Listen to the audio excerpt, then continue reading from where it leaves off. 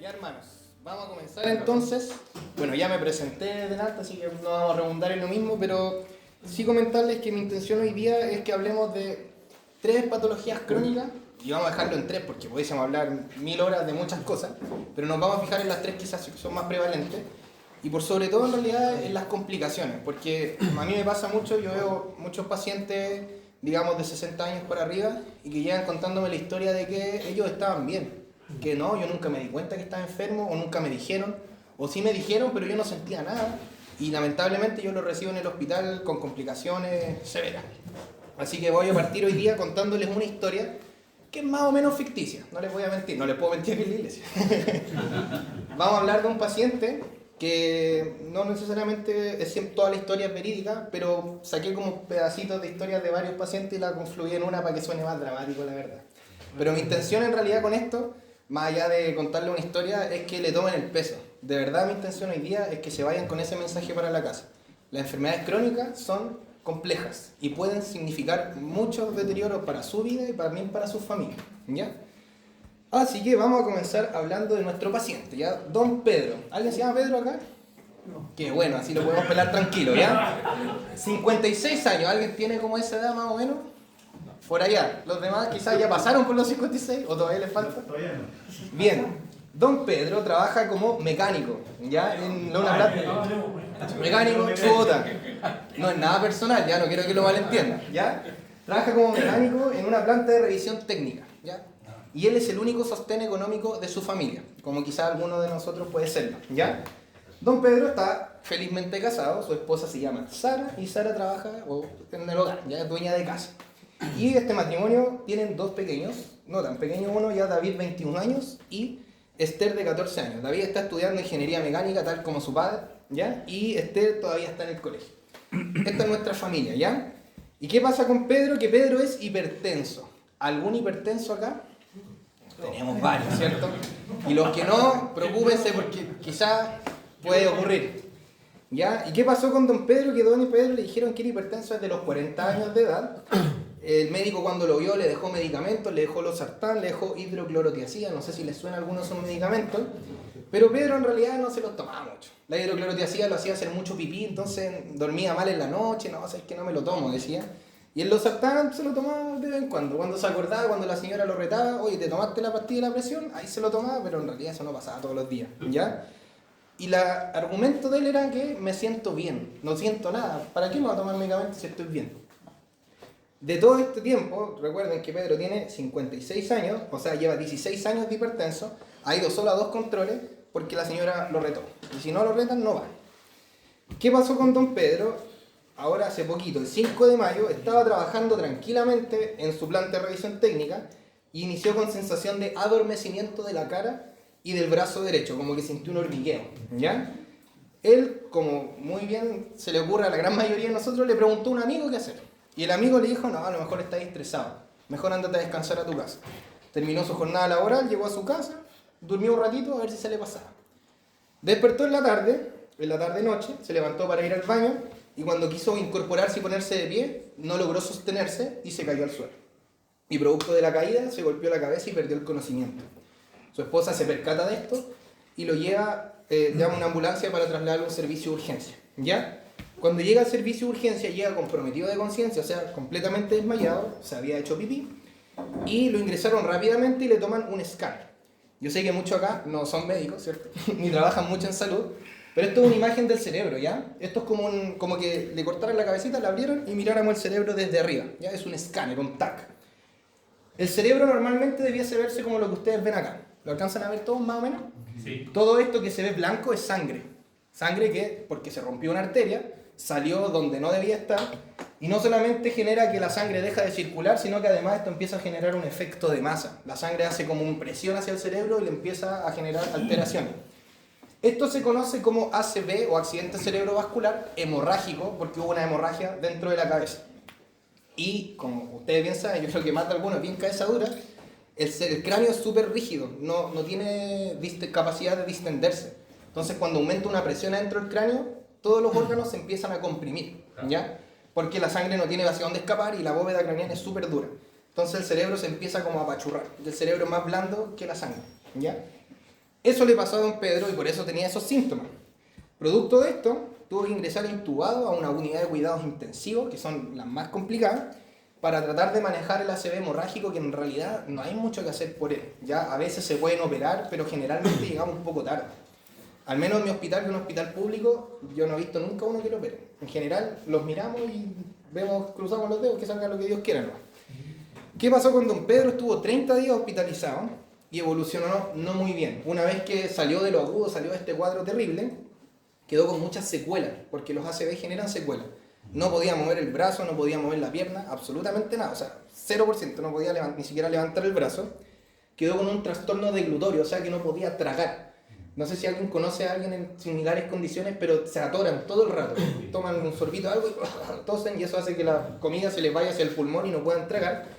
Y producto de esto se le tuvo que instalar una gastrostomía, que es un hoyito en la guatita, y lo alimentan por ahí. ¿Ya? Se le hace con una manguerita hacia el estómago. Y estas gastrostomías son permanentes, a menos que se logren rehabilitar, pero eso no pasa mucho, la verdad. ¿Ya? Producto de su trastorno deglutorio, tuvo 2 neumonías dentro del hospital, que afortunadamente logró salir. No logró contener mal los esfínteres porque el sistema nervioso quedó muy dañado y tuvieron que colocarle una sonda por el pelo a permanencia. ¿Ya? O sea, no se la podía sacar más. Y además de eso, como para ponerle algo más de dramatismo, don Pedro no logró volver a hablar, porque la secuela del ACV generó que no pudiera mover bien los músculos de la boca y por lo tanto no pudo volver a hablar. Podía emitir sonidos, pero no lograba conversar como tal. Entonces, si se fijan, hasta hace 2 días, antes, bueno, 30 días, porque esto pasó en 30 días, cuando el paciente llega, era como nosotros, podía hacer todo. Podía caminar, vestirse solo, comer solo, bañarse solo, que a veces son cosas que hacemos rutinariamente, pero que no le tomamos tanto el peso a lo importante que es, hasta que nos falta. Y este caballero, lamentablemente, producto de este accidente cerebrovascular, que fue tremendo, quedó muy secuelado y quedó finalmente en condición de postrado, ¿ya? Y uno podría decir, chuta, dramático, pobrecito, pero el problema más grande quizás no se lo lleva él, quizás se lo lleva a su familia. Porque la señora era dueña de casa, pero ahora nadie trabaja en la casa, entonces tuvo que buscar trabajo. Una señora de 50 y tantos años es más difícil que le den trabajo en cualquier cosa. Encontró trabajo en un doggy haciendo aseo, fue lo mejor que pudo acceder. Sabemos que no es muy bien remunerado, por lo tanto el hijo también tuvo que trabajar y producto de su trabajo no le calzaba bien su estudio y obviamente en la casa faltaba, tuvo que dejar de estudiar, ¿ya? Y para más remate la novia lo pateó, porque no tenían tiempo para darle para ella. Más encima. Para peor, don Pedro quedó postrado. Los pacientes postrados se complican mucho y hacen estas cosas. Esto es la espalda de una persona, acá, estas son. Esto se llama úlceras por presión, antiguamente conocidos como escaras, ¿ya? ¿Qué ocurre con estos caballeros? Que se acuestan y como no se mueven, la piel de esa zona le deja de llegar sangre producto de la presión del cuerpo y se termina haciendo una herida grande que cuesta pero un montón recuperar, porque esto ya no tiene mucha irrigación, no tiene mucha sangre. Entonces aunque uno le haga curación y todo, no anda, ¿ya? La hija menor de Pedro tuvo que quedar al cuidado de su padre, ella lo bañaba, lo mudaba porque él no podía ir al baño, lo alimentaba a través de la gastrostomía y lo acompañaba también porque pobre hombre estaba solo todo el día. Como les digo, quedó postrado el caballero y durante 6 meses tuvo que ingresar nuevamente al hospital 4 veces, producto de que esta lesión se le infectaba constantemente. Lo mandábamos con curaciones para la casa, pero no andaba muy bien. Y la señora, para más remate, desarrolló algo que se llama síndrome del cuidador. No sé si a alguien le suena algo por el estilo, ¿ya? Síndrome del cuidador es una entidad que ocurre a los pacientes, no a los pacientes, sino a las personas que los cuidan, que se estresan tanto por el cuidado de su paciente que terminan desarrollando trastornos psiquiátricos, ¿ya? Es una triste historia, un poco dramática, pudo haber sido peor inclusive, pero saben que les prometo, esto sí es genuino, que es muy cercano a la realidad que yo veo todos los días. Veo pacientes jóvenes, muy jóvenes, a veces no tan jóvenes, pero que tienen este tipo de enfermedades, de patología, y terminan así de complicados, con lesiones por presión, con neumonía, repetición, con familias complicadas, y la historia más triste al final es que muchos de ellos terminan abandonados en el hospital. Los hospitalizan y después los familiares se desentienden del paciente y no lo van a ver más, y el paciente queda ahí. Y nosotros obviamente no lo vamos a echar a la calle, así que queda hospitalizado 3 años, 5 años, hasta que finalmente por producto de los procesos infecciosos intrahospitalarios termina falleciendo en el hospital. No sé, yo trabajo en un sector donde trabajamos con 130 pacientes, que ahí me parece que tenemos alrededor de 40 pacientes en esta situación, sociales. Si no me falla el cálculo, quizás estoy exagerando un poquito, pero anda por ahí la cifra. Trabajo en otro sector que es de menor complejidad y ahí sí que tenemos 20 pacientes sociales de 32 posibles. O sea, tenemos solo 12 pacientes que se están moviendo y los otros 20 les llamamos sociales, o sea, que tienen un conflicto que nadie les puede cuidar al final. ¿Cuál es mi intención con esto? Ese ACV que le dio a ese caballero fue por la presión arterial. Era un paciente hipertenso que con un losartán cada 12 horas y una hidroclorotiazida al día se hubiese evitado todo esto. Es algo sencillo, es tomarse la pastilla nomás. De repente nos cuesta tanto, pero imagínense a lo que llegó él y a lo que llegó su familia. ¿Ya? Eso es lo que quiero que piensen un poquito. Yo sé, como les dije, hay varios hipertensos acá, vamos a hablar de otras enfermedades que también desarrollan complicaciones, pero que si lleven ese mensaje, quizás un poquito de susto incluso. Mi intención es en verdad asustarlo un poquito, ¿ya? Pero con una buena intención, porque realmente las complicaciones posibles, y esto es un escenario, o sea, escenario hay mucho, ¿ya? Vamos a hablar ahora a continuación de las enfermedades crónicas más prevalentes, a mi juicio, en realidad a mi experiencia. El hermano Hugo les pasó papelitos con lápices, si tienen dudas las pueden ir anotando, puede ser referente a lo que vamos conversando, o puede ser referente a cualquier duda que ustedes puedan tener de medicina que quizás les pueda ayudar, ¿ya? Bien, vamos a hablar entonces de la hipertensión arterial. ¿Alguien me podría decir lo que es? ¿Sí? ¿Spoilearse tanto? ¿Qué es la hipertensión arterial? Una sobrepresión de la presión normal que debe tener una persona. Bien. 120, 80, que es más o menos... Claro, la presión de la sangre, como dijo el hermano ayer. La sangre circula por nuestro cuerpo, ¿cierto? Dando vueltas por todos los confines de nuestro cuerpo. Y para hacerlo, como es un fluido, va con cierta presión. Así como cuando ustedes riegan, bueno, no sé si riegan el jardín, alguno más de alguno lo deben mandar a regar el jardín. El agua sale con cierta presión, ¿cierto? Y si yo pongo el dedito sale con más presión, ¿ya? Ese es el concepto de presión y nuestra sangre va dando vuelta por el cuerpo a través de una cierta presión. A veces necesitamos la presión más alta, por ejemplo, cuando hacemos actividades que demanden más sangre en los tejidos, como correr, subir escaleras, cosas así, necesitamos que suba la presión y es normal. Lo que no es normal es que la presión se quede pegada en el techo siempre cuando no debería hacerlo, ¿ya? Y eso se conoce como hipertensión arterial, es bien sencillo el concepto, ¿ya? Las causas de hipertensión arterial son muchas, a pesar de que uno diría que no, pero la gran cantidad de ellas es algo que nosotros le llamamos idiopático. ¿Qué quiere decir eso? Que no tenemos idea por qué pasa. Y es la gran prevalencia. Hay otros tipos de hipertensión que son secundarias a otras cosas, pero son las menos frecuentes, ¿ya? Como les digo, la idiopática es la más frecuente. Y si se fijan, si alcanzan a ver, a pacientes mayores de 65 años, hasta un 75% de la población es hipertenso. O sea, de 10 personas, 7,5 son hipertensos sobre los 65 años. Casi todos. Y probablemente acá, más de algunos, se encuentran a lo mejor en un rango etario por acá y se fijan que pueden tener la presión arterial alta. ¿Ya? Es una enfermedad súper frecuente. ¿Qué pasa con la hipertensión? Que hasta el 70% de los pacientes, o sea, de todos los hipertensos, el 70% puede no tener absolutamente ningún síntoma. O sea, que varios de ustedes acá pueden ser hipertensos y no saberlo porque no sienten nada. Porque la hipertensión no siempre arroja síntomas. Unos dicen, no, es que tiene que dolerme la cabeza o sangrar la nariz, que son como cosas bien vistosas, pero la realidad es que no. Muchos de ellos son asintomáticos. Si es asintomático, entonces, ¿cómo puedo saber si soy hipertenso o no soy hipertenso? Tomando la presión. Súper fácil, sencillo, barato, accesible. Hay toma presión en todos lados y si es que no, puedo ir al consultorio y les toman el EMPA, que ahí les toman la presión arterial. El diagnóstico de hipertensión es sencillo. Yo le puedo tomar a cualquiera de ustedes la presión hoy día, bracito, ¿cierto? Tomamos la presión. Si le da una cifra elevada, nos vemos en 2 días y le vuelvo a tomar la presión. Si de nuevo está elevada, listo, hipertenso. Así de sencillo. 2 tomas de presión en distintos momentos puede ser la hipertensión. Si nos queda la duda, podemos hacer varias tomas y sacar un promedio, ¿ya? Pero si se fijan, la única forma de diagnosticarlo es tomando la presión. Pero y el holter, muchos me dicen, ¿el holter, ubican lo que es el holter de presión? Esa maquinita que anda 24 horas con uno. No es estrictamente necesario hacerlo con un holter. El holter se utiliza solo cuando hay dudas, ¿ya? Como, no sé, quizás hipertenso, las cifras están muy al límite, mejor le hago un holter, ¿ya? Pero en realidad, con solo tomar la presión 2 veces en distintos momentos del día, yo puedo hacer el diagnóstico. Es súper sencillo, podemos prevenirlo, así que de aquí al domingo todos se me toman la presión, ¿ya? Dígame, hermano. La presión debe arrojar 2 parámetros, ¿cierto? Exacto, muy bien. ¿Y cómo sé que está muy alta, está muy baja o está muy bien. No puso una imagen de eso, era bastante lógica la pregunta. Le digo al tiro, hermano.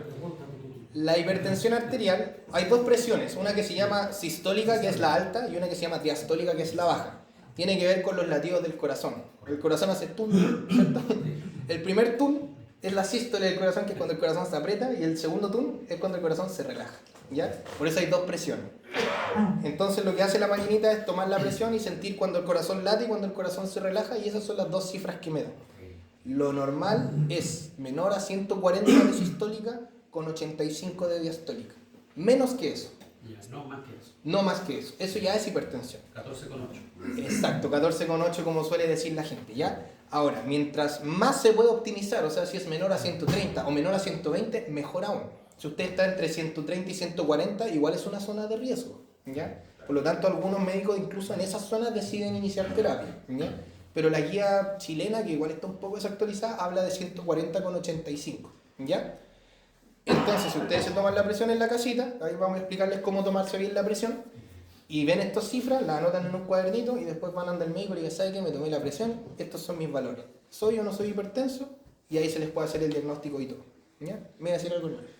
En el consultorio, cuando hay consultorio, el tipo de presión arterial. yo no sé por qué algunos han entendido ¿Alta presión o baja presión? pero O de otros los dicen que sí. dos. No sé cuál es su opinión. Que le toman en los dos brazos. Ya. ¿Cuál es la...? Porque yo he sabido que para el lado del corazón hay que tomarle Ya, solamente le ahí. explico. En estricto rigor, cualquiera de los dos brazos en un paciente sin complicaciones vasculares debiese servir. O sea, yo por ejemplo, yo no tengo mi aorta, que es la arteria más grande, está buena, entonces me pueden tomar la presión en los dos brazos. ¿Qué es lo que pasa? Que hay algunos pacientes que tienen enfermedades de las arterias, ¿ya? El corazón late y sale una arteria bien grande y de ahí salen todas las demás. Y a veces esa arteria grande se enferma, le salen placas de colesterol o le salen cicatrices, cosas de ese estilo. Y eso hace que haya una diferencia entre los dos brazos.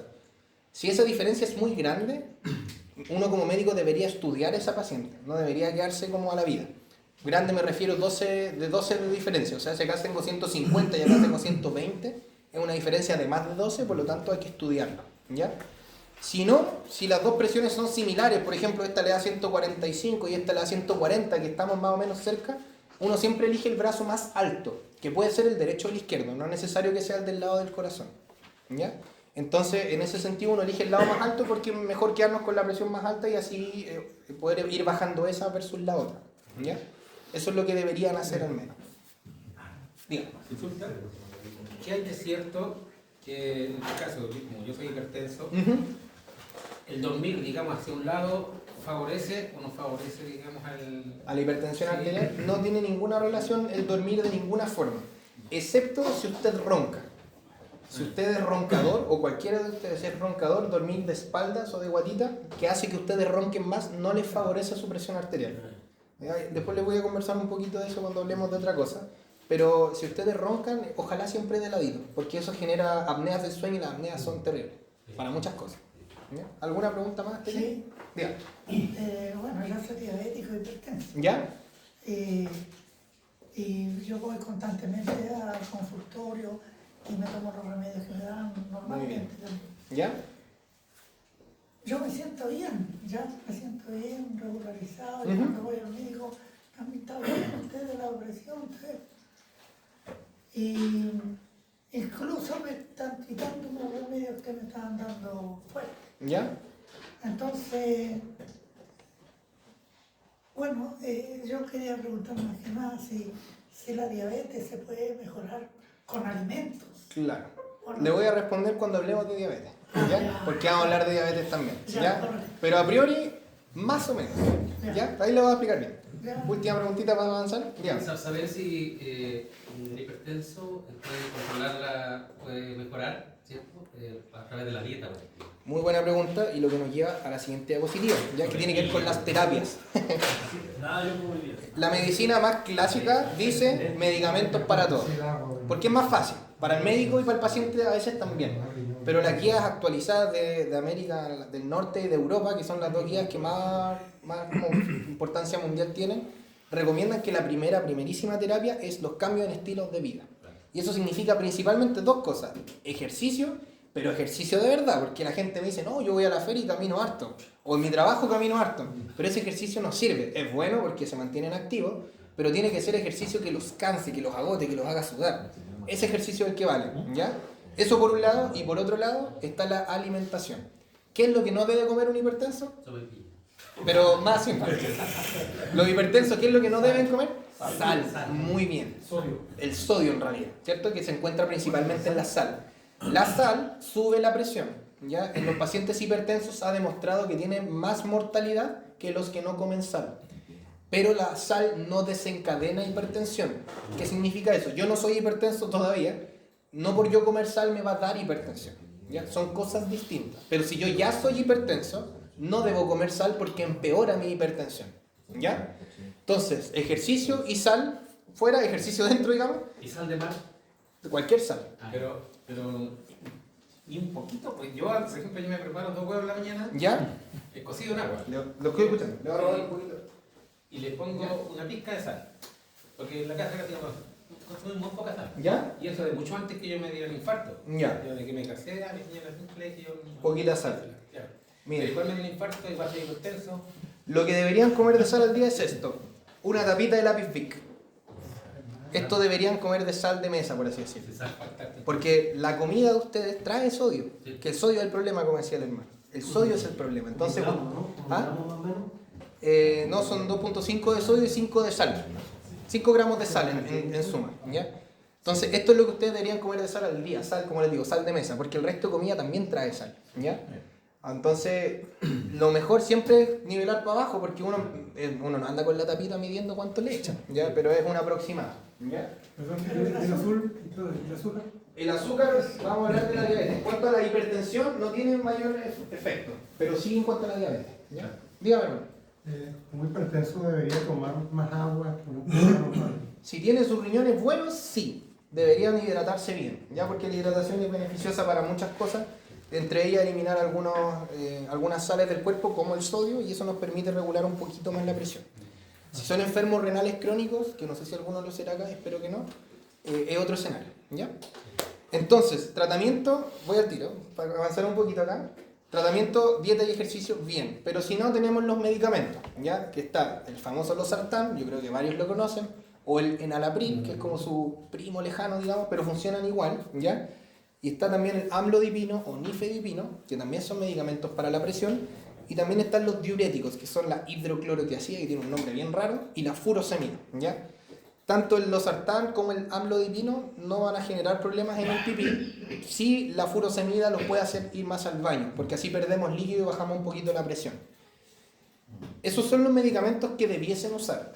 ¿Y por qué se los comento? Porque hay muchas guías antiguas de Chile, sobre todo, que usan otros medicamentos como el carvedilol, la hidralazina, el propanolol, etc., que no son para el tratamiento de la hipertensión, pero que los usan porque la guía antigua está desactualizada, ¿ya? Entonces, si a lo mejor alguno toma una de esas condiciones solo por hipertensión, hay que echarle una mirada y quizás cambiar la terapia, ¿ya? Eso, alguien me iba a preguntar acá, hermano. Dígame. Sí, mira, en el 2006 yo tuve un infarto ¿Ya? al miocardio.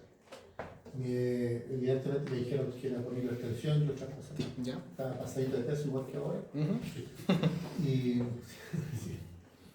Y me recetaron enalapril más algo que es para el colesterol. Atorvastatina. Claro. Ujú. Pero la atorvastatina me producía calambre. ¿Ya? Y otro cardiólogo en una oportunidad me dio diurético. ¿Ya? Y eso me bajaba la presión. Sí. Yo decía, bueno, hay medicamentos para bajar la presión. Yo decía, pero ¿cómo subo la presión? Se bajaba mucho. Mucho. A mí sí era bueno, Valencia también le pasa, entonces Claro. ella con las patitas así, Claro. pero... Entonces, porque ahí la lo presión que hay que baja. hacer es un ajuste apropiado. Primero hay que revisar los medicamentos que está usando para ver las interacciones que tengan y ver cuál podemos quitar o cuál podemos bajarle la dosis o la frecuencia, a lo mejor una vez al día nomás, ¿ya? Claro. Algunos pacientes tienen más tolerancia o más respuesta a distintos fármacos, no está muy variable. Yo me puedo tomar una furosemida y no me pasa nada, como otros se pueden desmayar, ¿ya? Claro. Hay que hacer un ajuste apropiado y para eso son los controles. Y eso es súper importante porque nos olvidamos mucho del control. Me hicieron el diagnóstico de hipertensión hace 20 años, nunca más fui a control. Me tomé un losartán toda la vida y así nos sirve. Porque hay que hacer el ajuste, como usted bien dice. Sí. Tanto para no pasarnos con los medicamentos, como también para ir agregando medicamentos si es que usted sigue hipertenso. Porque a veces con un losartán al día el paciente sigue hipertenso. Sí. Por lo tanto, el control es súper importante también, ¿ya? Y ahí sí que somos porfiados por el control. Y ahí me incluyo también porque yo quizás soy más joven que usted, pero soy igual de porfiado. Yo creo que un problema con ser hombre quizás. Vaya al doctor por favor. Sí, pues. Y sabe que lo que más veo en la consulta, cuando llega el hombre, es que llegan con la mujer del lado.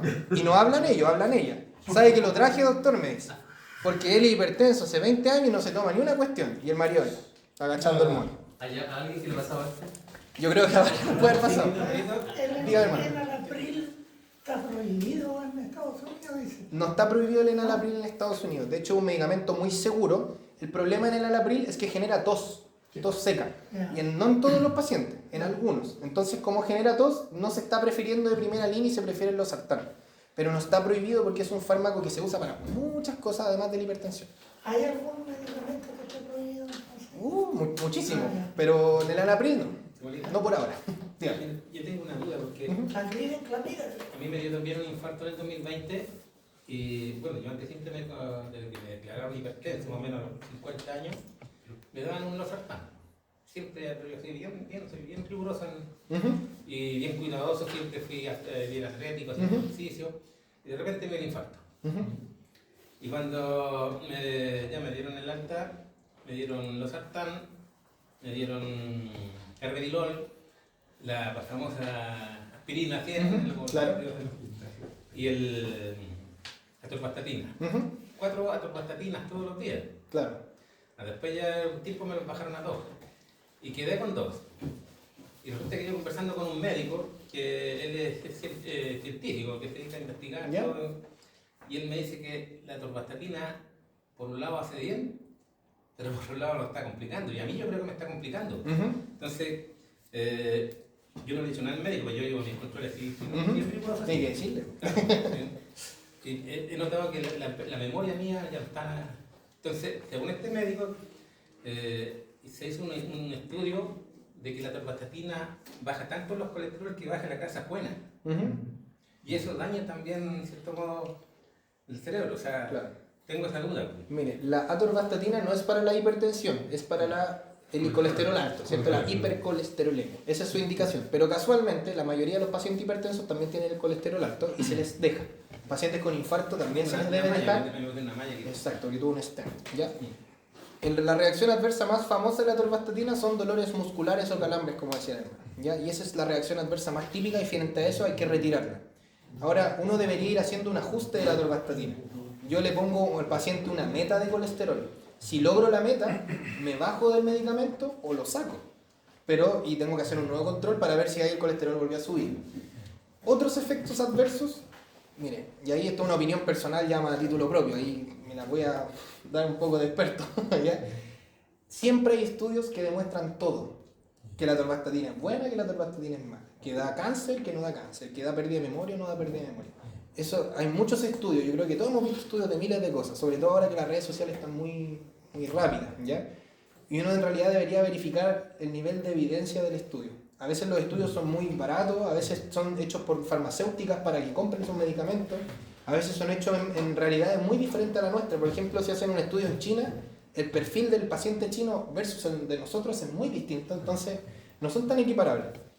Al menos hasta donde yo tengo conocimiento, no hay reacciones de ese tipo reportadas como a macro, como a gran escala. Si es que hay algunas, pueden ser aisladas y no sabría decirle con certeza si es que es un riesgo para usted o no. Ahora, si usted tiene el colesterol en rango, habría que bajarse un poquito. Sí, porque yo bueno, como digo, los controles míos, yo los digo así, pero... Entonces hay que ir bajando un poquito la dosis de eso. Los exámenes están en De regla. Y incluso cuando me dan el losartán, ¿Ya? después me lo bajaron a la mitad y tenía que tomármelo en la mañana. Y ya varias veces me pasó que la presión me bajaba hasta 80. Le estaba pasando mucho lo que le pasaba a mi hermano. Incluso un día habíamos almorzado, yo me tomé siempre un café después. Y de repente empecé a transpirar así, mi esposa estaba en el sillón y empecé a hablar incoherencia. Tenía la presión muy baja. Y mi señora se dio cuenta así y me toman la presión, tenía menos de 80. Claro, ahí pasó que el Y ahí control no fue un poco de óptimo. sal a pancho con una sopa ahí con... Pasó bien la presión. Entonces, ¿qué es lo que hice? Yo cambié, de tomármelo en la mañana lo cambié a la tarde. Pero yo le dije al cardiólogo, Claro. me pasó esto, que fue como 3 o 4 veces, y me dijo, ya siga así. Hay que ir haciendo el ajuste. Claro. Por eso los controles son importantes, porque ustedes son dinámicos, no siempre tienen la misma rutina, no siempre tienen la misma alimentación, entonces por eso hay que tener ese cuidado.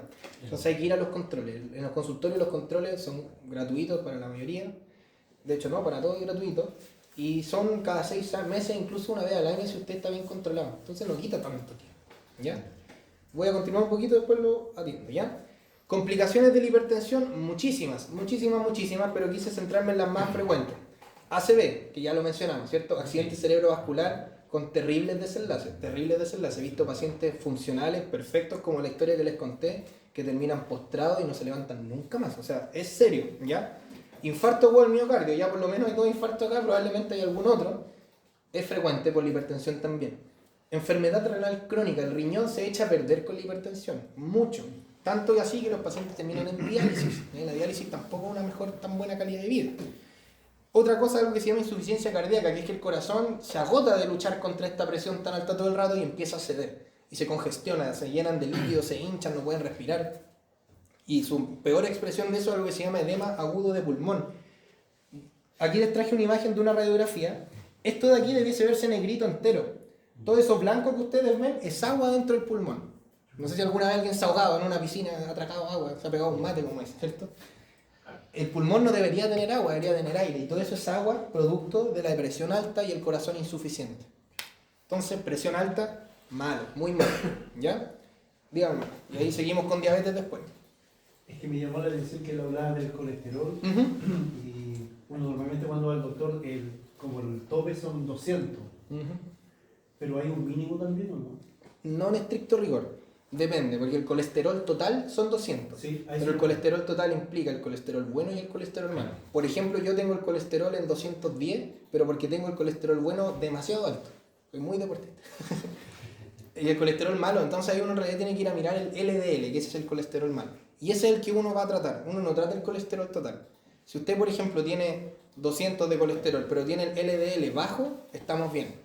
Si tiene el colesterol total en 100, pero tiene bueno, no en 100, en 150, pero tiene el LDL en 120, que no es bueno, hay que tratarlo igual. Y ahí es donde uno tiene que mirar.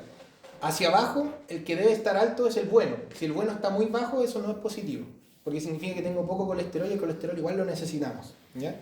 El colesterol malo, lo más bajo posible. Si puede estar en 30, que en 30 esté. Pero el bueno tiene que estar más alto, ¿ya? Gracias. Continuemos entonces, vamos a hablar de la diabetes. ¿Algún diabético con nosotros hoy día? Claro. Que levante la mano. Eso. ¿Alguna sospecha de diabetes? ¿Prediabético o algo por el estilo? ¿Cuáles son los síntomas? Vamos a hablarlo. ¿Podría? Dígame. Antes que pase eso, Bueno, cuéntame. lo que le digo es el caso mío, ¿no? Hace 3 años me ha pasado eso de tener la sensación de mareo y vómitos.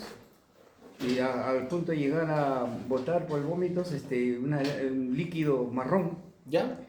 Y la presión al corazón y todo eso. Pero gracias a Dios no llegó a desmayarme, pero sí el mareo. Ha pasado los 3 años, ahora hace como un mes atrás me volvió a suceder. Casi con los mismos síntomas, con mareo y todo. Y tal forma de que se me iba como desmayo. Y empezó a bajar el sudor frío, lo que me dice que es baja de presión, y me fui al hospital. Y en el hospital me estabilizaron con un suero y unas pastillas me dieron, pero nunca me han dicho qué debo hacer, nada, ahí me dejaron. Lo dejan ahí. ¿Eso qué es? Porque después de 3 años se vuelve a suceder esto. Mire, lo que usted me dice es demasiado inespecífico. Pueden ser 20 diagnósticos, fácilmente. Habría que, en el momento que le ocurra, hacer una buena evaluación. Lo que le sugiero es que tome los papeles de la última hospitalización y lo lleve a un médico general y le cuente lo mismo. Y a lo mejor él le hace exámenes y vemos para dónde va la cosa, porque puede ser de todo. Corazón, cerebro, pulmón, riñón, hígado, páncreas, todo. Entonces pueden ser hartas cosas. ¿Ya? Y eso de tener estabilidad de caminar, por ejemplo, cuando demasiado peso, me he querido hacerlo. Es lo mismo, hay que estudiarlo. ¿Ya? Hay que verlo, pueden ser muchas cosas. ¿Ya? Okay. Eso. Entonces, vamos a hablar de la diabetes, ¿ya? ¿Alguien sabe lo que es la diabetes? Falta de azúcar. Falta de azúcar, azúcar muy alta, El páncreas se echó. el páncreas se echa a perder, ¿ya? ¿Algún otro concepto de la diabetes? Porque la vemos harto, pero como que cuesta decir bien lo que es, ¿cierto? Quiero por insulina. Algo con la insulina, ¿cierto? Les traje un monito que no sé si lo alcanzan a ver bien, pero si no se los voy a contar igual. Su cuerpo entero está hecho de muchas células, ¿cierto? Son las pequeñas como partecitas de nuestro cuerpo. Las células para funcionar necesitan energía, igual que todo, ¿cierto? Igual que los autos, igual que las luces. Y la energía que nosotros obtenemos es la azúcar. Azúcar, entiéndase, no solo el azúcar de mesa, sino que también el azúcar que obtenemos del pan, de la papa, del arroz, del fideo. Todas esas cosas tienen azúcar, aunque no sean dulces, ¿ya? La fruta. La fruta, casi todo tiene azúcar en realidad, ¿ya? ¿Qué pasa? Que el azúcar, cuando llega a la célula, no puede entrar, no está permitido. Toca la puerta de la célula y la célula no la deja entrar. ¿Qué es lo que tenemos acá? Esto de acá verde es el azúcar, y esa es la puerta para que el azúcar pueda entrar a la célula, y si se fijan, la puerta está cerrada.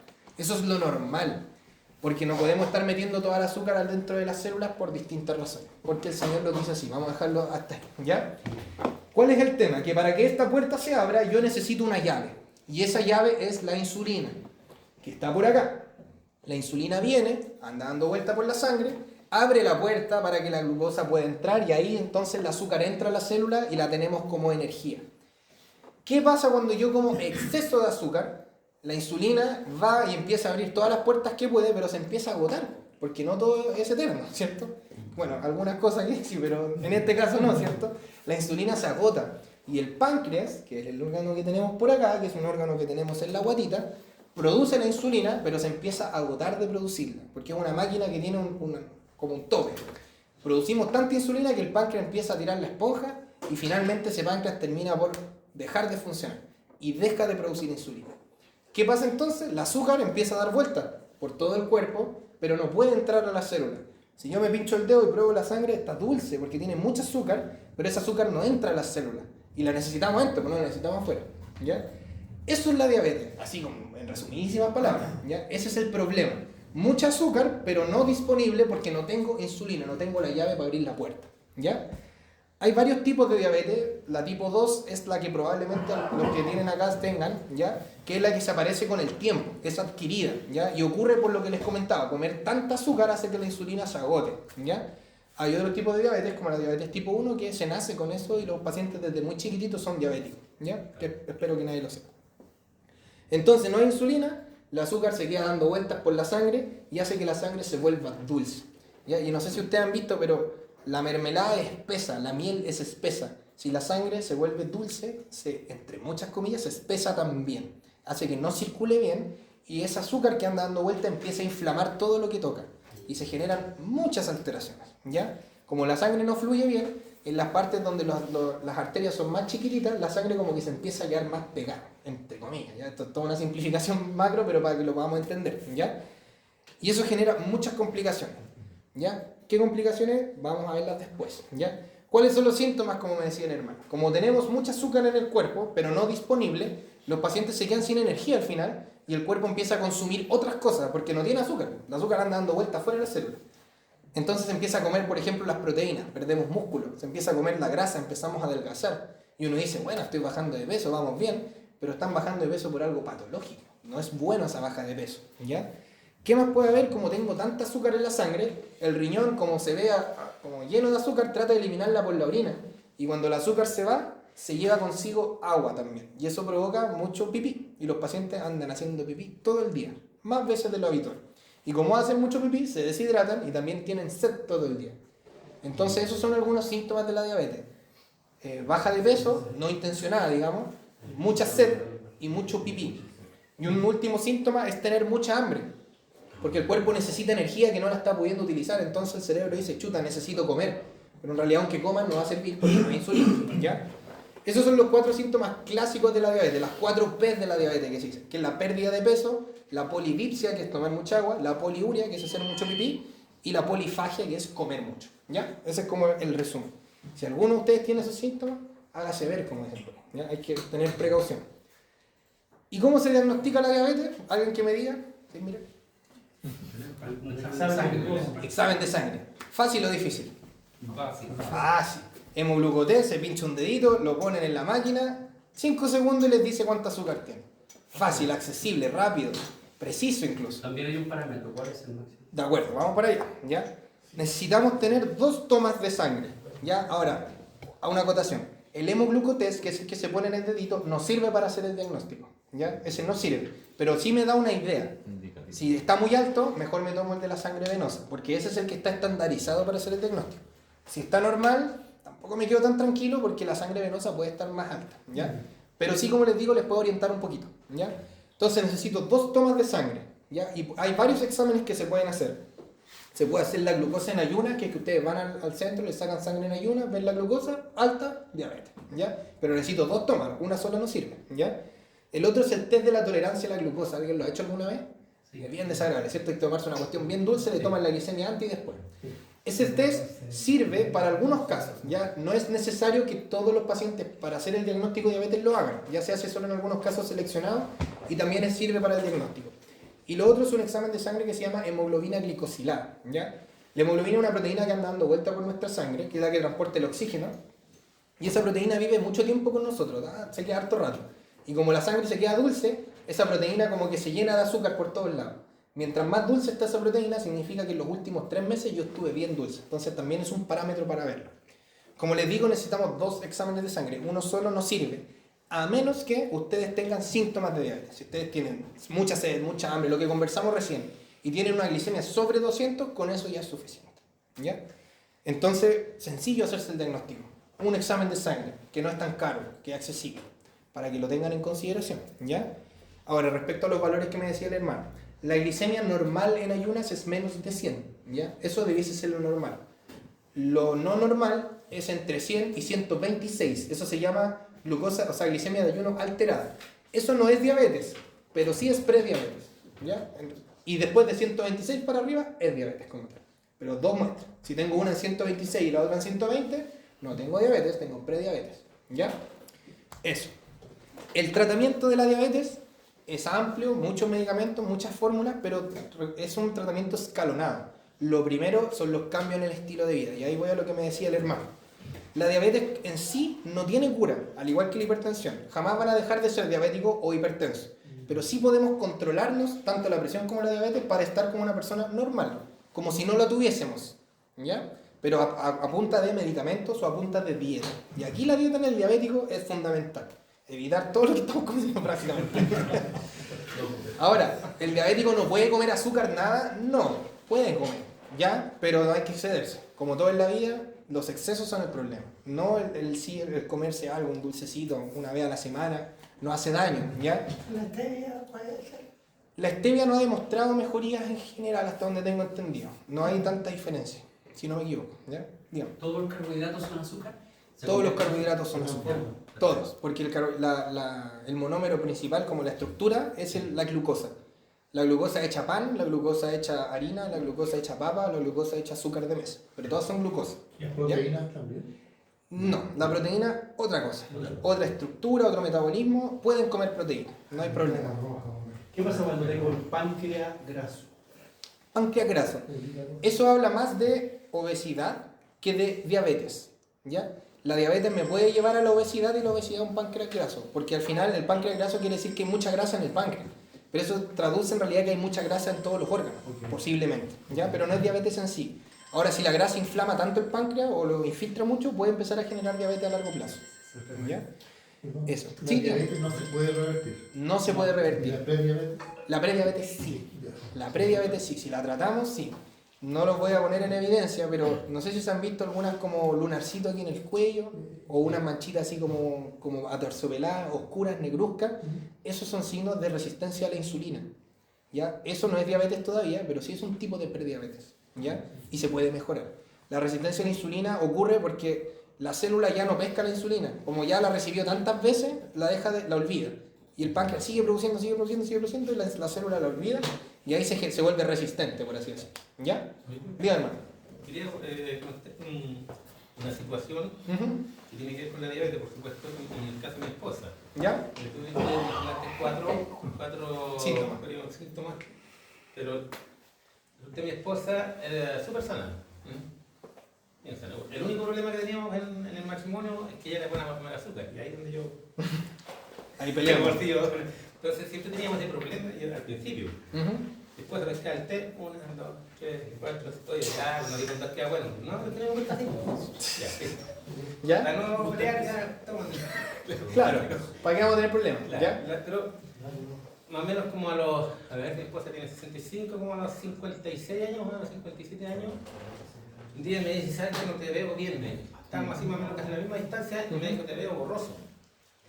Y pertenecíamos a otra congregación y un día tenía que ella leer la palabra y no pudo leerla porque no era capaz de leerla. Entonces fuimos al médico, los dos. ¿Ya? A mí me declararon, el médico me dijo, usted tiene la presión alta, me dijo, muy alta, así que vaya a hacer el EMPA. Y a mi esposa la mandó a El Salvador a la oftalmología. Pero usted me hacen el EMPA, la niña me dice, ¿usted tiene la presión buena? Me dijo, el médico me mandó para acá. Había una diferencia entre la toma del médico y la que me hizo la EMPA. Ya. Y mi esposa le dice, ¿me lo puedo hacer yo? Sí, porque... Y le toma el azúcar y tenía 388. Partió corriendo a buscar al médico. El médico me pidió disculpas, la dejaron ahí hasta que le dejaron un poco más de 200 quedó. Claro. Al día siguiente tenía 400 y tantos.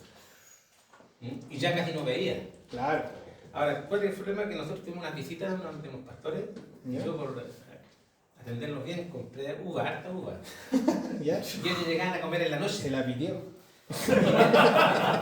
Y mi esposa, conversando y conversando, métale uva, métale uva, métale uva. La uva tiene más fructosa que... Claro. La cuestión es que cuando la ve el médico tenía 420 más o menos. Entonces, de ahí ya retiro el tratamiento. Claro. Y igual que yo, mi esposa ha sido bien también rigurosa y ha logrado mantenerla y recuperó la visión. Ya. O sea, no fue necesario la oftalmología, porque el problema no era el de la vista, sino que el problema era la glucosa. La glucosa. O sea, uno de los síntomas, como decís tú, también puede ser que Claro. la pérdida de visión. Vamos a hablar de las complicaciones. Sí, porque en el caso de mi esposa le pasó. Eso se llama retinopatía diabética y es súper frecuente. Ahí lo voy a conversar un poquitito, ¿ya? Para hablar un poquito del tratamiento, como les dije, cambio en el estilo de vida. Ejercicio y dieta, fundamental. Fundamental. De hecho, hay pacientes que solo con ejercicio y dieta tienen niveles normales de glucosa sin necesidad de medicamento. Así que, créanme, de verdad que sirve, ¿ya? Pero si no, hay medicamentos. Medicamentos como la metformina, medicamentos como la empaglifosina, como la vildagliptina, entre varios más. El hermano mencionó la glibenclamida, que ese sí está prohibido. Muy bien, está bien informado el paciente. Ese es muy malo, no lo usan. Si lo tienen indicado, pídenle a su amigo que se los cambie porque no sirve. O sea, sirve, pero tiene mucho riesgo, ¿ya? Pero la metformina es lo más clásico, es un medicamento que no es muy bien tolerado, a los pacientes les duele la guatita, pero al final del tiempo se acostumbran, ¿ya? Y si es que no, tenemos otra alternativa como las que les mencioné. Lo ideal en un paciente cuando debuta con diabetes, siempre y cuando no está muy dulce, sino que más o menos, es partir con medicamentos orales. Si es que con eso no andamos, nos vamos a la insulina. Doctor, pero la insulina deja ciego a la gente. Me lo han dicho, pero 100 veces. No, lo que deja ciego a la gente es la diabetes. ¿Ya? Como bien dijo el hermano, la diabetes deja ciego a la gente. La insulina no, la insulina lo previene, de hecho. ¿Ya? ¿Qué pasa? Que a veces los pacientes no son muy bien portados y a pesar de que se pinchan insulina, comen lo que quieran y terminan siendo diabéticos igual. ¿Ya? La insulina, perdón. Diga. La insulina, yo no tomo insulina, ¿Ya? pero una vez caí al Hospital. hospital y me iban a poner insulina. Y yo le dije, no, yo no tomo insulina, no me coloco insulina. ¿Ya? Yo tengo remedios para tomar que me lo da el médico.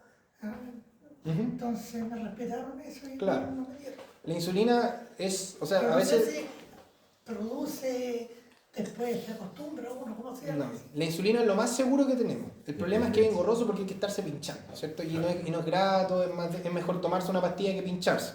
Pero es segura, no genera dependencia. Uno puede sacarse la insulina, o sea, si yo inicio insulina hoy día y ando perfecto, me la puedo quitar, ¿ya? Eso es, no pasa tanto, pero pasa.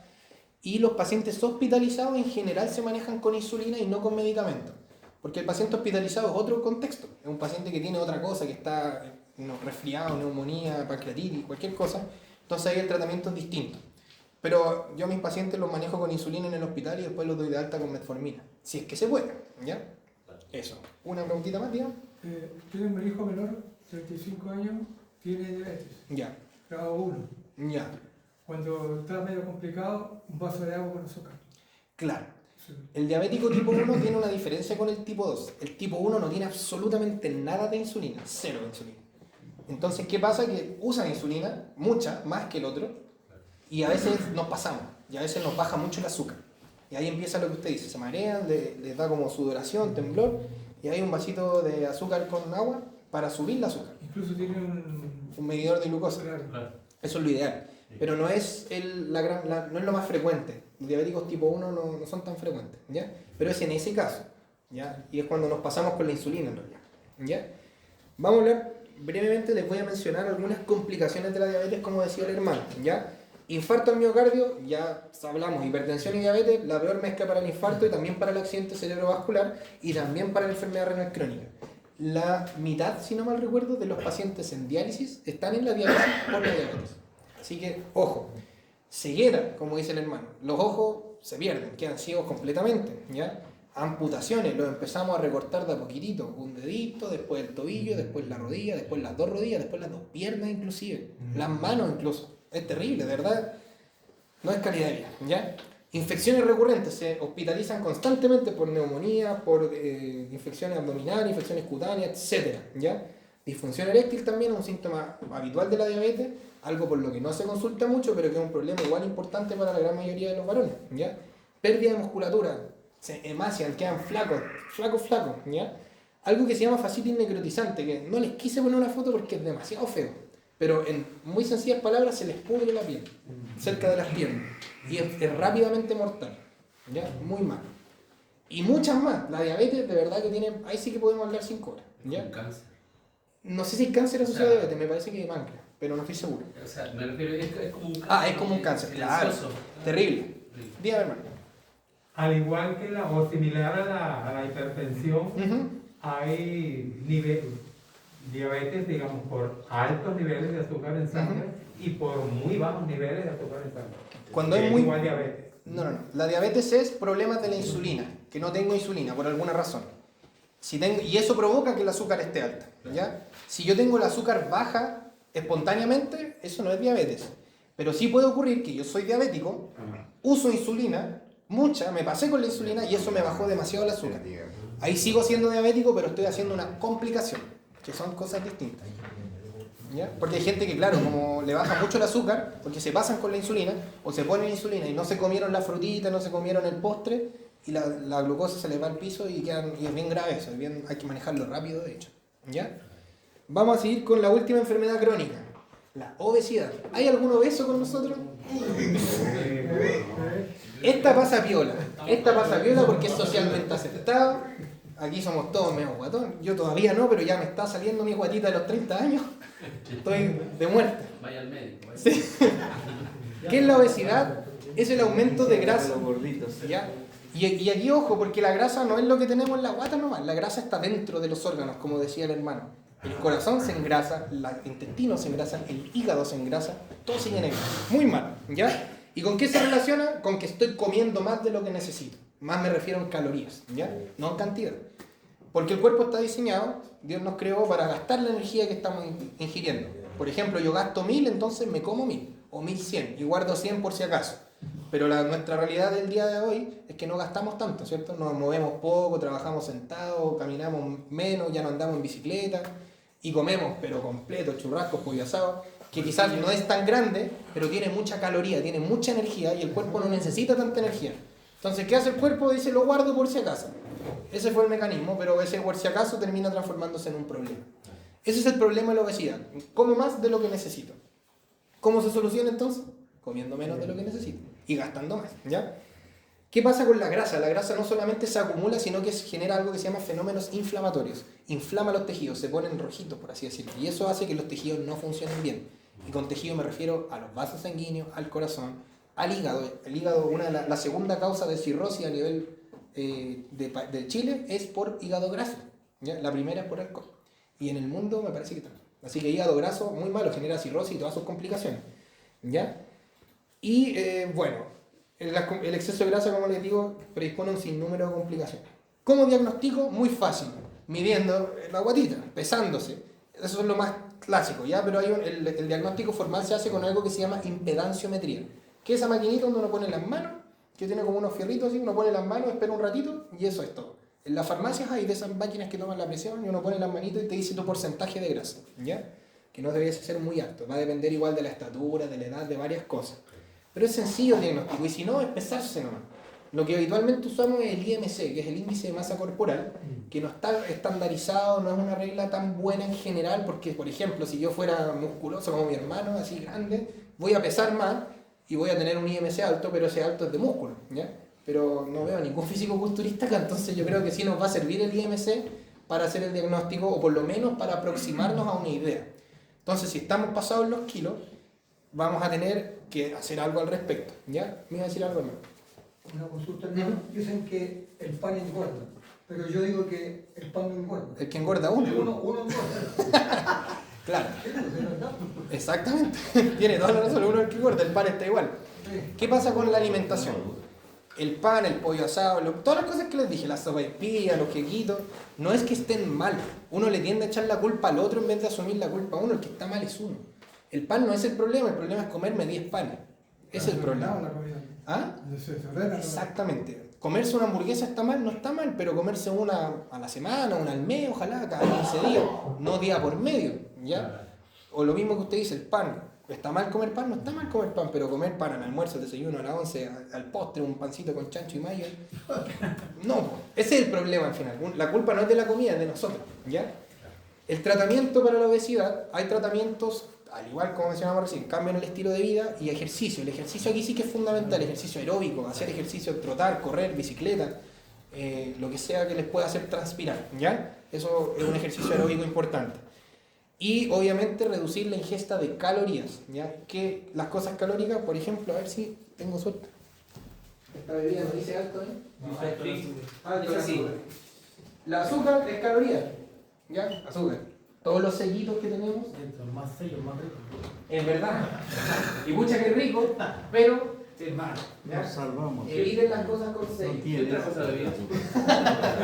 Eviten las cosas con sellos, ¿ya? Ese es el mensaje al respecto. No son...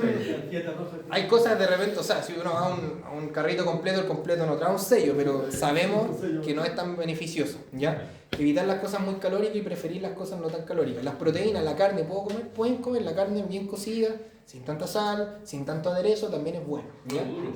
Los huevos duros, al final necesitan energía. No sé si alguien trabaja en algo de mucho esfuerzo que necesita energía, hay que comer, si no le digo que no comen, pero hay que cuidarse en lo que comemos, ¿ya? Para evitar la obesidad. Algo muy... Consulta con la bebida. Sí. ¿Qué es cierto? Porque también, no sé si es cierto, las bebidas cero, las sin azúcar, son realmente... No son sin azúcar, pero son sin azúcar añadida. Tienen menos azúcar efectivamente que las otras, ¿ya? Entonces, entre una y otra, las dos son malas, pero es mejor la sin azúcar. Mejor tomar agua. Es mejor tomar agua. ¿A qué hora es la última hora más prudente para comer? Ojalá 2 horas antes de dormir, ¿ya? Lo más lejano a acostarse, ¿ya? Eso es lo ideal. Y no comidas tan abundantes, porque hay un metabolismo diferente en la noche, ¿ya? Ahora, ¿hay medicamentos para bajar de peso? Sí. Y no me gusta decir eso porque todos dicen, listo, me pincho y se acabó el problema, puedo seguir comiendo, ¿ya? ¿Cuál es el problema? Que si yo no hago un cambio en mi estilo de vida, una vez que deje el medicamento voy a volver a subir de peso, ¿ya? Sí. Y además que el Ozempic, que es el único medicamento, en realidad semaglutide, ese es el nombre, el Ozempic es la marca, es el único medicamento avalado para tratar la obesidad, ¿ya? Todos los demás no están realmente avalados. Hay medicamentos que me inhiben el hambre, que no están realmente certificados para la obesidad. Hay medicamentos que me hacen tener diarrea, hay varias cosas, ¿ya? Sí. Pero el que está bien certificado es el Ozempic, ¿ya? Que vale como 250 lucas la caja y me dura un mes y una semana, un mes y medio. Entonces, yo creo que es más barato comer lechuga, ¿ya? Ahora, algo muy importante, y aquí no traje la wincha, pero para qué los voy a poner en vergüenza. Lleguen a su casa, tomen una wincha de esa, puede ser cualquiera, y se miden la cintura a la altura del ombligo. Si usted tiene más de 90 centímetros, que yo creo que varios lo vamos a tener, eso es riesgo cardiovascular. Eso significa que sus intestinos, su páncreas, su hígado, su corazón está lleno de grasa. Por lo tanto, preocúpese. Bajar la guatita es importante. Puede ser músculo en reposo también, ¿no? No tanto. ¿A qué me predispone la obesidad? Nuevamente, infarto agudo del miocardio, accidente cerebrovascular, enfermedad renal crónica, infecciones a repetición. Los obesos tienden a ser inmunodeprimidos, su sistema inmune no está tan bueno. Síndrome de obstrucción del sueño asociado a la obesidad. Y aquí viene lo de los ronquidos. Los pacientes que roncan mucho hacen apnea y la obesidad es un factor de riesgo para hacer apnea. Y lamentablemente las apneas generan muchas alteraciones durante la noche en el paciente. Puede incluso un paciente volverse diabético por las apneas. Si usted no es diabético y ronca, le puede dar diabetes por roncar. Así de grave es, para que se hagan una idea, ¿ya? Hipertensión y diabetes, que ya las conversamos, 0 obeso las predispone. Si usted tiene guatita y no tiene ni una ni la otra, apróntese porque las puede tener, ¿ya? Eso. Y por último, para ir avanzando, ya que nos queda poquito tiempo, quiero hablarle un poquito algo de los tamizajes de los cánceres. Sabemos que el cáncer es malo, ¿cierto? Todo... ¿Qué es tamizaje? Muy bien, excelente. Qué buena pregunta. Excelente pregunta, estimado. Tamizaje son exámenes o pruebas de laboratorio o de imagen, etcétera, que se hacen de forma abierta a la población para pescar los cánceres, antes de que nos den síntomas o antes de que nos den complicaciones para tomarlos a tiempo, ¿ya? Eso es el tamizaje. Y tenemos algunos cánceres que son bien prevalentes en nuestro país, que los vamos a conversar y les voy a decir cuál es el examen que ustedes se pueden hacer para saber o no si tenemos cáncer, ¿ya? ¿Es importante? Sí, porque a veces cuando nos damos cuenta del cáncer estamos muy tarde. Yo tuve un tío que le diagnosticaron cáncer y a los 6 meses falleció. ¿Y por qué le diagnosticaron tarde? Porque tarde hizo los síntomas, porque el cáncer es muy silencioso. A veces más vistoso, pero en la mayoría de los casos no es tan vistoso. Y llegamos súper tarde al diagnóstico y no hay nada que hacer. Ahí nos quedamos de brazos cruzados un poco nosotros porque no tenemos herramientas para atacar los cánceres muy avanzados. ¿Qué cáncer conocemos? Cáncer de colon. ¿Cómo se evita el cáncer de colon? O no, ¿cómo se evita? ¿Cómo lo puedo pesquisar? ¿Quién tiene más de 40 años acá? ¿Cuántos se han hecho una colonoscopia? No mucho, ¿cierto? La guía americana de cáncer de colon recomienda a todo hombre, ni siquiera a los con síntomas, a todo hombre, porque el hombre es más que la mujer, pero a todo paciente en realidad, mayor a 40 años, hacerse una colonoscopia de tamizaje. O sea que todos deberíamos hacer una. Bueno, yo todavía no, pero me queda un poquito, ¿ya? Si la colonoscopia está bien, la podemos hacer en 5 años hasta en 10 años, no hay problema. Si estaba más o menos, depende de qué tan mal está. La repetimos al año, a los 3 años, ahí vamos cambiando. Pero idealmente hacerse una colono es importante. Si no se quieren hacer la colono, que es engorrosa, que es un procedimiento igual costoso, nuestro sistema de salud ofrece algo que se llama sangre oculta en deposiciones. Que es que ustedes en una caquita la mandan al estudio y si hay sangre, colonoscopia. Si no hay sangre, nos quedamos tranquilos, ¿ya? Y ese es menos caro, menos invasivo. Así que, y lo hacen en todos los consultorios de nuestro país. ¿Cómo se llama ese examen? Sangre oculta en deposiciones. Entonces usted va al médico, ¿sabe qué? Me metieron miedo en una charla con el cáncer de colon, me quiero hacer un tamizaje. Me quiero hacer una sangre oculta, ¿ya? Lo pueden hacer. ¿Qué otro cáncer? Muy frecuente en nuestro país, y de hecho más en nuestro país que en otros países, cáncer de estómago, ¿ya? El cáncer de estómago se recomienda tamizaje a los pacientes que tengan síntomas, no a todos, ¿ya? ¿Cuáles síntomas? Dolor constante de guatita, acidez, dolor aquí en la boca, el estómago, como dicen, reflujo gastroesofágico, sangrados por la boca o sangrados al momento de hacer caquita, caca oscura, negra, así, negra como... Esto es negro. Así de negra, ¿ya? Eso. A esos pacientes, endoscopía, de tamizaje. Puede que no tenga nada, se les puede tomar biopsia, si está todo bien, la hacemos mucho tiempo más, si no la estudiamos, ¿ya? Cáncer de próstata, aquí tema tabú, ¿ya? Sí. Nos quedamos con una idea un poco antigua del cáncer de próstata, que era el examen prostático, ¿cierto? Y que no a muchos les agrada de realizarse.